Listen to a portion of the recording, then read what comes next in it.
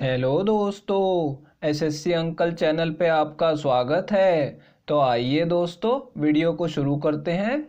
ए और बी के बीच हुए एक चुनाव में कुल 15,000 मतदाताओं में से 80% ने वोट डाले। यदि डाले गए मतों का 40% ए को प्राप्त हुआ तो बी कितने मतों से जीता, ये हमें बताना है दोस्तों ऐसे सवालों को अक्सर ही स्टूडेंट एग्जाम में गलत कर देते हैं। मैं आपको बताता हूँ क्यों। देखिए यहाँ पे क्या बोला जा रहा है कि 15,000 मतदाता हैं जिसमें से 80% ने वोट डाले हैं, ठीक है। अब बोल रहा है कि 40% तो ए को प्राप्त हुए और बी कितने मतों से जीता, ठीक है। तो स्टूडेंट क्या समझते हैं, यहाँ पे 80% ने वोट डाले जिसमें से 40% तो ए को मिले और बी को कितने मिले, बाकी बचे हुए 40, ठीक है। तो दोनों का बराबर हो गया, ठीक है।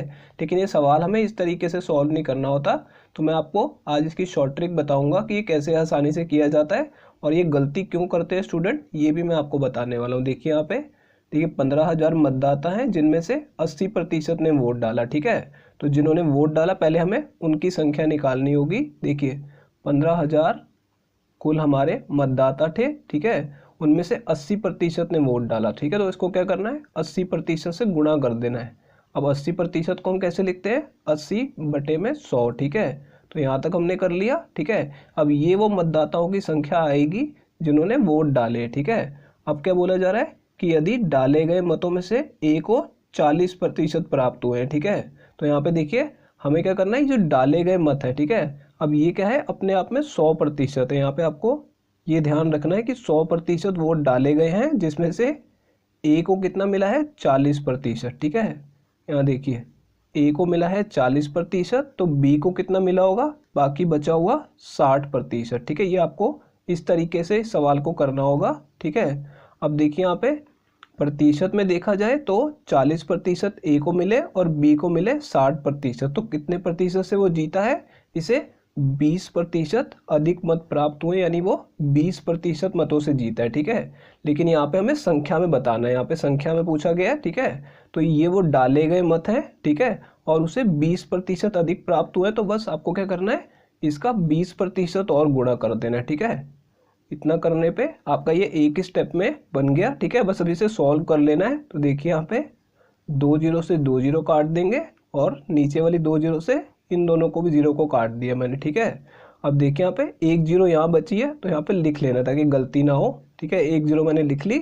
अब यहाँ पे देखिए 15 दूनी 30 हो जाएगा, तो 30 की भी एक जीरो और लिख ली, कितना बच गया, 3।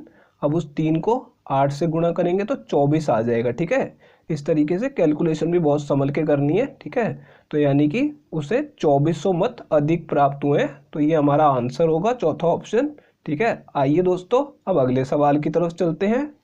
किसी वस्तु को 680 रुपये में बेचने पर दुकानदार को 15% की हानि होती है, तो वह उसे किस मूल्य पर बेचे ताकि उसे 30% का लाभ प्राप्त हो। तो देखिए दोस्तों, इस सवाल में क्या बोला जा रहा है कि एक दुकानदार 680 रुपये में कोई वस्तु बेचता है, ठीक है। तो जो 680 रुपये है ये उसका विक्रय मूल्य हो गया, ठीक है।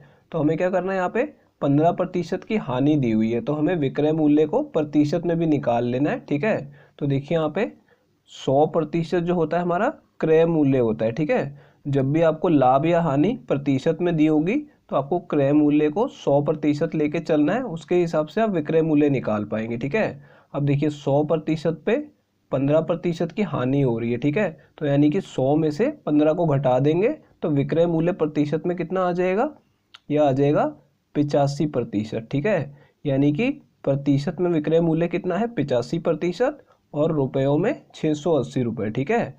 और देखिए यानी वो पहले बेच रहा था अपने सामान को 85% पे, और अब वो क्या चाहता है कि उसे 30% का लाभ प्राप्त हो। तो ये जो 30% का लाभ है ये भी 100% पे होगा क्रय मूल्य पे, ठीक है। तो 100 में 30 को जमा कर देंगे, तो यानी कि अब वो अपनी वस्तु को 130% में बेचना चाहता है, ठीक है।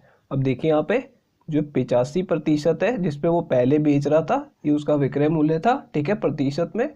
और इसके सामने हम क्या करेंगे, जो हमें रुपयों में दिया हुआ उसे लिख लेंगे, यानी कि रुपयों में 680 रुपये और प्रतिशत में 85%, ठीक है। ये वैल्यू हमें पता लग गई है, ठीक है।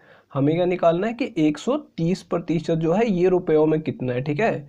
इसे हमें पता लगाना है। तो ये कैसे पता लगाएंगे, देखिए एक ही स्टेप में यहाँ पे 85 को हटाना है और 130% की वैल्यू लानी है। तो क्या करेंगे, यहाँ पे 85 से तो भाग कर देंगे ताकि ये कट जाए और 130 से गुणा कर देंगे, ठीक है, ताकि इसकी वैल्यू आ जाए। तो यहाँ पे इस तरफ हमने जो किया है 85 से भाग और 130 से गुणा, सेम चीज़ करनी है दोनों तरफ, ठीक है। अब देखिए यहाँ पे ये तो कट जाएंगे और यहाँ पे 130% आ जाएगा, ठीक है। अब इसकी वैल्यू कैसे आएगी, इसे सॉल्व कर लेंगे। यहाँ पे देखिए 17 से काटूंगा तो 40 पे कटेगा, ठीक है। ये भी 17 से कटेगा तो यह 5 पे कटेगा, ठीक है। अब 5 से इसे काट लेते हैं, ठीक है। तो 5 से इसे काटेंगे तो ये हमारा 26 पे कट जाएगा। अब देखिए 26 चौक कितना होगा, 104, और ये जीरो बची है तो यहाँ पे जीरो लगा देंगे, यानी कि रुपयों में इसकी वैल्यू आ गई है कि अब उसे वस्तु को 1040 रुपये में बेचना होगा।